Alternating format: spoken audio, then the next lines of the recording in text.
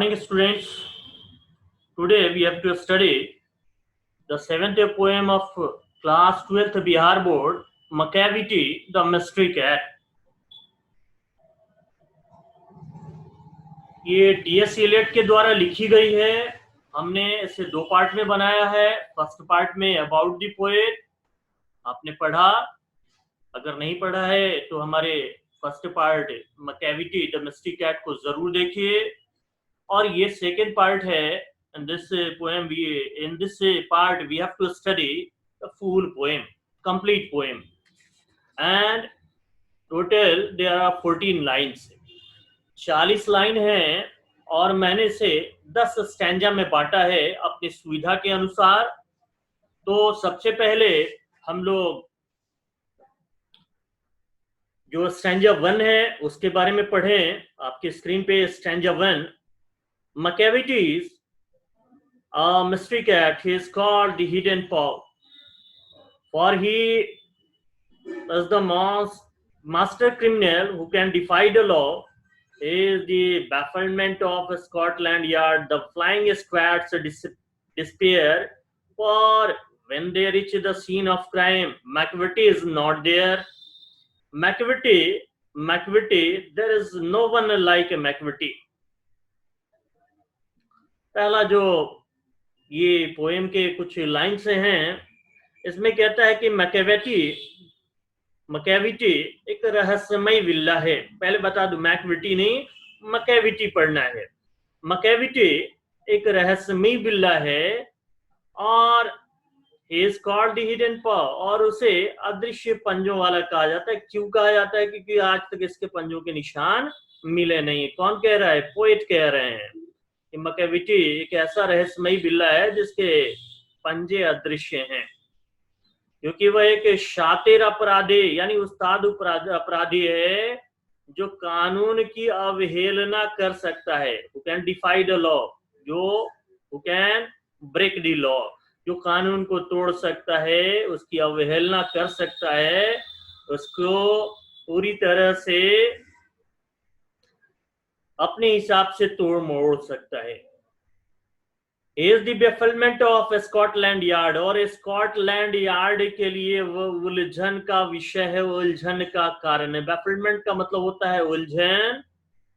The flying squad से despair, और जो फ्लाइंग स्क्वाड है, फ्लाइंग स्क्वाड का मतलब होता है उड़न दस्ता, जो तेजी से कहीं पहुंचता है, के लिए निराशा है, यानी निराशा का विषय है। क्योंकि जब वे अपराध स्थान पे पहुंचते हैं, अपराध स्थल पे पहुंचते हैं, मैकेविटी वहां नहीं होता है। कौन नहीं होता है? मैकेविटी वहां नहीं होता है। मैकेविटी जैसा कोई नहीं है। There is no one like Macavity. तो ये पहले स्टैंजा में उन्होंने इसके बारे में बताया है कि ये बिल्ला किस प्रकार का है। सेकेंड स्टैंजा आपके स्क्रीन पे है। He has broken every human law. He breaks the law of gravity. His powers of levitation would make a fakir a chair. And when you reach the scene of crime, Macavity is not there. You may seek him in the basement. You may look up in the air. But I tell you once and once again, Macavity is not there. यानी उसने हर मानवीय कानून को तोड़ा, यानी जो मानवीय कानून है, जो मानव के बस की बात होती है, उस सारे कानूनों को उसने तोड़ा है। और वो गुरुत्वाकर्षण के नियम को भी तोड़ता है। यानी गुरुत्वाकर्षण का नियम है कि कोई चीज वो जमीन की तरफ खींची चली आती है ग्रेविटी की वजह से, ग्रेविटेशनल फोर्स की वजह से। लेकिन इसमें इसने सारे कानून को, हर मानवीय नियम को तोड़ दिया है। उसकी उड़ जाने की शक्ति, यानी जादू से हवा में उड़ने की शक्ति फकीर को टकटकी लगवा देगी।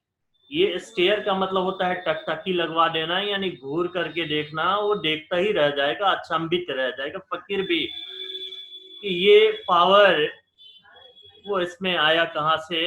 ये देख करके फकीर भी आश्चर्यचकित हो जाएगा। और जब आप अपराध के स्थान पे पहुंचते हैं, यानी अपराध के स्थल पे पहुंचते हैं, मैकेविटी वहां नहीं होता है। You may seek him in the basement, आप उसे तहखाने में भी देख सकते हैं। यानी बेसमेंट का मतलब होता है जमीन के नीचे का वो हिस्सा, उसमें आप उसे देख सकते हैं। You may look up in the air, आप हवा में उसे देख सकते हैं। But I tell you once again, मगर मैं आपको फिर से कहता हूं, मगर मैं आपको फिर से कहूंगा, मैकेविटी वहां नहीं होता है।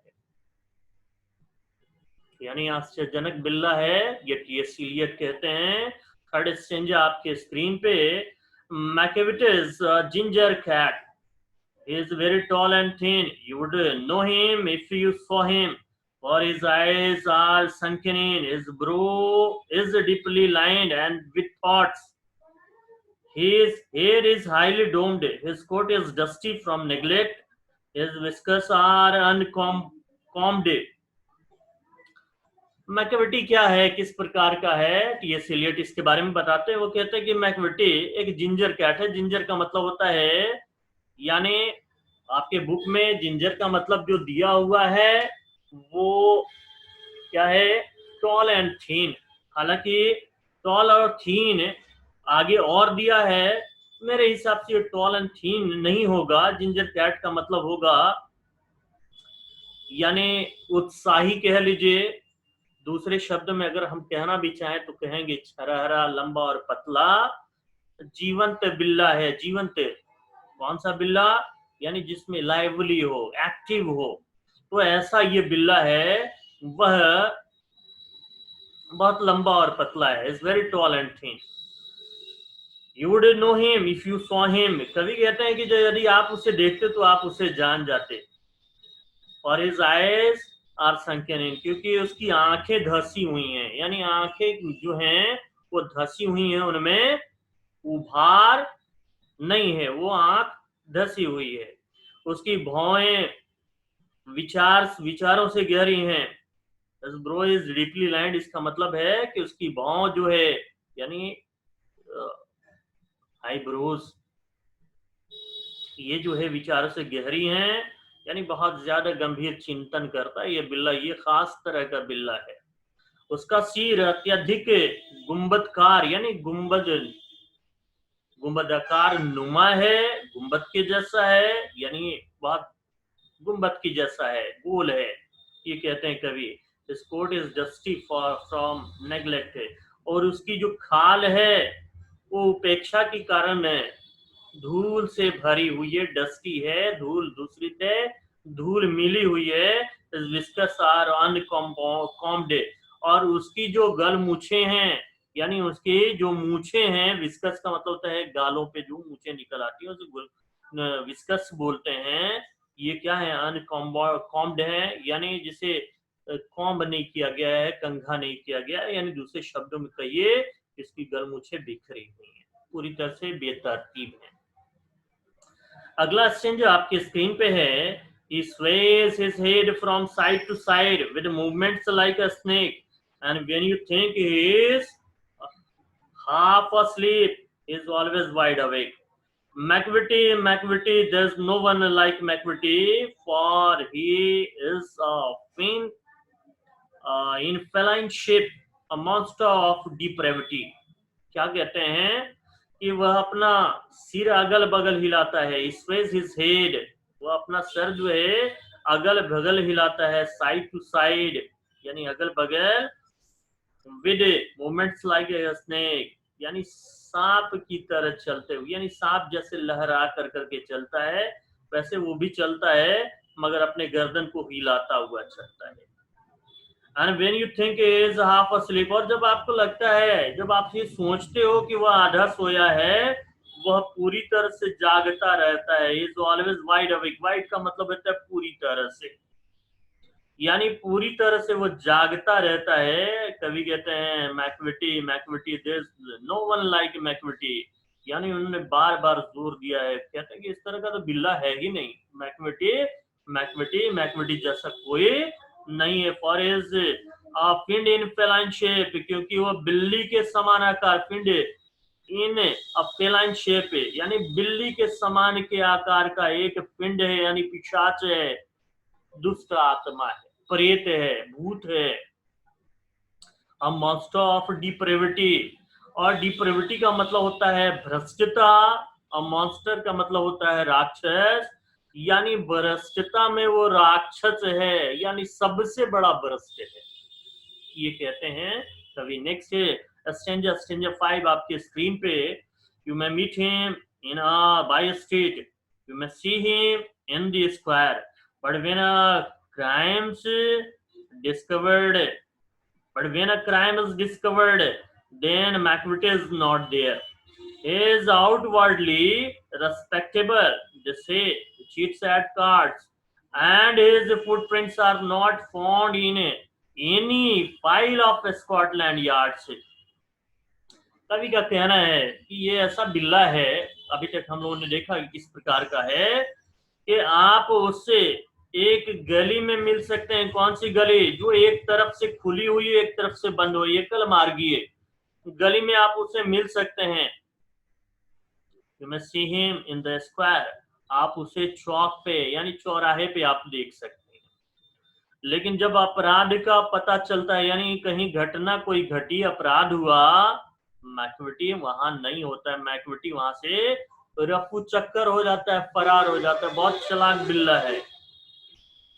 He is outwardly respectable, वो बाहरी रूप से सम्मानित है। देखते हैं ना बहुत सारे जो है नेताओं को, ये अपराध करते हैं मगर बाहर से सफेद रंग के कुर्ते पहने रहते हैं, दिखावा होता है।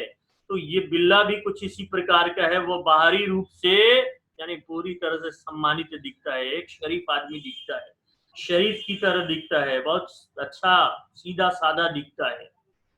मगर दे से यानी कौन कहता है? लोग कहते हैं ये चिट्स एड कार्ड्स, कि वह जो है कार्ड्स के जरिए से वो लोगों को धोखा देता है, यानी कार्ड के द्वारा, ताश के पत्तों के द्वारा वो धोखा देता है। And his footprints are not found in the file of Scotland yard, so उसके पैरों के निशान स्कॉटलैंड यार्ड के किसी भी फाइल में नहीं पाए जाते हैं। यानी आप देखेंगे कि ये बिल्ला इस तरह का है, अपनी चालाकी की वजह से है। जिस तरह से बहुत सारे शातिर अपराधियों की तस्वीरें नहीं होती हैं, इसके पैरों के, कदमों के निशान तक किसी भी, और खास करके स्कॉटलैंड यार्ड जो दुनिया के सबसे बड़ा, सबसे प्रतिष्ठित पुलिस की एक संस्था है, स्कॉटलैंड यार्ड। इसका ये कहा जाता है कि इससे ज्यादा तेज जो है कोई नहीं होता। तो ये स्कॉटलैंड यार्ड के फाइल में भी उसके पैरों के, उसके कदमों के निशान नहीं हैं। His footprints are not found, उसके पैरों के निशान नहीं पाए जाते हैं। नेक्स्ट स्टेंजा, स्टेंजा नंबर 6 आपके स्क्रीन पे। And when the larders looted or the jewel case is refilled, or when the milk is missing, or another pigs has been packaged, has been stifled, or the greenhouse glass is broken and the trellis past repair, there is the wonder of the thing, McVitie is not there। तभी कहते हैं 6 stanza में कि जब लार्डर की लूट होती है, लार्डर का मतलब होता है वो एक, इसे आप ये कह सकते हैं भोजन सामग्री से संबंधित भंडार, लेकिन दूसरे शब्दों में कहिए भोजन से संबंधित है अलमीरा, यानी अलमारी जिसमें भोज्य पदार्थ रखा जाता है, खाने से संबंधित चीजें रखी जाती हैं। इसकी जब लूट होती है, और द जेवल केस इज रिफिल्ड, यानी जब गहने रखने वाले डिब्बे की पूरी तरह से तलाशी होती है, या इसको कोई छीनैती होती है, कोई छीन ले जाता है, और जब दूध गायब होता है, या किसी अन्य चूजा का दम घोंट दिया जाता है, या ये चूजा जो है वो दम घोंट दिया जाता है। कहीं कहीं इसका एक्सप्लेनेशन मिलेगा कि जब कहीं चूजा चट हो जाता है, यानी चूजे को कोई खा जाता है, या ग्रीन हाउस का कांच टूट गया होता है, या जाली वो मरम्मत के योग्य होती है, यानी उसकी मरम्मत की जानी होती है, यानी कहीं ये ट्रेलिस का मतलब होता है ट्रेलिस पास्ट रिपेयर। ट्रेलिस का मतलब होता है वो चार दीवारी, यानी वो जो जाले से बनी हुई चार दीवारी, ये कहीं अगर टूटी हुई होती है तो क्या होता है, a this wonder of the thing, आश्चर्य की बात है, Macavity is not there, Macavity वहां नहीं होता है।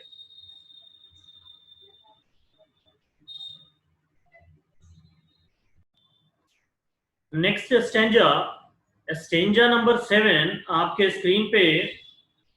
And when the foreign office find a treaty has gone astray, or the admiralty lose some plans and drawings by the way, there may be a scrap of paper in the hall or on the stair, but it is useless to investigate. Maturity is not there.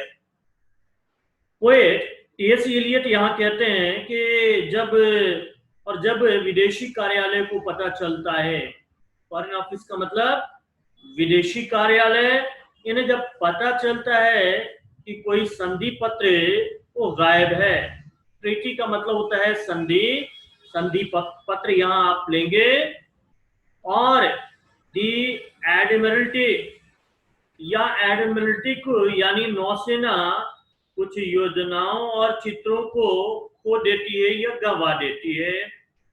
There may be a scrap of paper in the hall में या सीढ़ी पर, और on the stair या सीढ़ी पे, there may be a scrap of paper, कोई कागज का टुकड़ा या कोई एक टुकड़ा वो मिल सकता है, पड़ा हुआ मिला हो। ये लोग गायब है, सारी चीजें गायब, और ये पेपर का टुकड़ा जो है वो हॉल में या स्टेयर सीढ़ी पे अगर मिलता है, but it is useless to investigate. T.S.. Elliott कहते हैं मगर बेकार है जांच को करना, लेकिन इसकी जांच करना बेकार है, Macavity is not there, Macavity वहां नहीं होता है। तो कमाल का बिल्ला है, यानी सारे तरह के अपराध को करने के बावजूद वो वहां नहीं उपलब्ध होता है। नेक्स्ट स्टेंजा आपके स्क्रीन पे, stanza number 8, and when the loss has been disclosed the secret service से it must have been Macavity but he is a mile away. You will be sure to find him resting or licking off his thumb or engaged in doing complicated long division sum से। इस stanza में T.S.. Elliott कहते हैं कि और जब नुकसान का खुलासा हो जाता है, यानी नुकसान का खुलासा जब हो गया है, जब ये पता चल चुका है क्या क्या नुकसान हुआ है, तो सीक्रेट सर्विस का मतलब होता है गुप्तचर संस्था, वो संस्था जो गोपनीय मुद्दों को, मामलों को जांच करती है, वो कहती है यह मैक्विटी रहा होगा, मैकेविटी रहा होगा, ये मैकेविटी रहा होगा, लेकिन वह एक मील दूर होता है। वो सिर्फ अंदाजा लगाते हैं, लेकिन वास्तव में अपराध करने के बाद मैकेविटी अपने अपराध स्थल पे नहीं होता है। आप निश्चित रूप से उसे आराम करते हुए या उसको अंगूठे को चाटते हुए पाएंगे, यानी इतना स्मार्ट ये बिल्ला है, अपराध करने के बाद वो कहीं रेस्ट करता हुआ या अपने अंगूठे को चाटता उसे पाएंगे। लिक का मतलब होता है चाटना, और थंब का मतलब अंगूठा, और engaged in doing complicated long division या जटिल लंबी गणितीय विभाजन, यानी हिसाब किताब करने में लगा हुआ उसे पाएंगे। आप ये पाएंगे कि वो ये कौन सा हिसाब किताब, तो अपने जितने भी अपराध के जो रिकॉर्ड्स हैं उसी का लेखा जोखा करता हुआ उसे पाएंगे। अगला स्टेंजा नंबर 9 आपके स्क्रीन पे। Macavity there is no one like Macavity, जोर देते हैं कि मैक्विटी के जैसा तो कोई है ही नहीं। There never was a cat of such deceitfulness and suavity, he always has an alibi and one or two to spare at whatever time the deed took place. Maturity was not there. TS Elliot फिर कहते हैं, ये TS Elliot यानी कवि महोदय कहते हैं कि मैक्विटी जैसा कोई नहीं है। There never was a cat of such a deceitfulness, इस तरह का धोखेबाज कपटी, ये डिसीटफुलनेस का मतलब होता है धोखेबाज या कपटी, और सुएबिटी यानी चापलूस बिल्ला पहले कभी नहीं था, यानी इस तरह का ये बिल्ला पहले कभी नहीं था। उसके पास हमेशा एक एलिबाई होता है, यानी एलिबाई का मतलब होता है बहाना, यानी वो बहाना उसके पास होता है, और एक या दो अतिरिक्त बहाना होता है, इसके एक दो नहीं होता है, कई बहाने वो उसके पास होते हैं, यानी अपने आप को सिद्ध कर देगा कि वो अपराध को उसने नहीं किया। जिस समय ये कार्य घटित होता है, ये जिस समय ये कार्य घटित हुआ, टुक प्लेस यानी घटित हुआ, मैक्विटी वहां नहीं होता था, यानी मैक्विटी को वहां नहीं देखा गया, मैक्विटी वहां नहीं था। लास्ट स्टेंजा नंबर 10 आपके स्क्रीन पे, and they say that all the cats whose wicked deeds are widely known.